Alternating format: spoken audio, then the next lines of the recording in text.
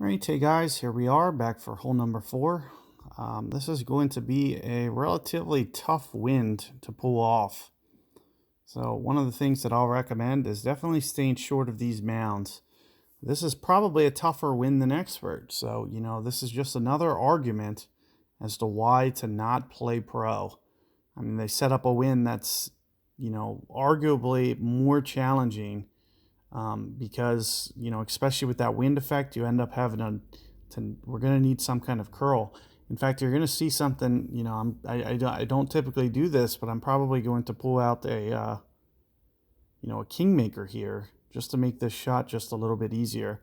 I'm kind of torn. It's either you either want to go katana or you want to go kingmaker, because you really want that extra side spin on this, so you can reduce the amount that you curl. Never try to go off those mounds. It's never going to be consistent. It's not worth it. So you'll want to stay short of those mounds, but side spin is going to be a premium on this hole. So I need to be thinking, kingmaker, katana. My wind's actually down anyway, so I could maybe go katana here. Another thing, I could try to bump it up if it gets into the sixes, to try to keep. I could go kingmaker when it is a 6, for example, and it should play very similarly to how 5.2 will play here. But you'll see that the ball guide's still pointing just a little bit too much to the left, so we're going to need some curl even with this. And I'm also going to pull my rings this way. You can see that. So I'm going to pull up. You can see it's a lot easier to see the ring counting from that perspective. And you can see with about how much I curled this one. So let's just see how this plays out. So far, so good.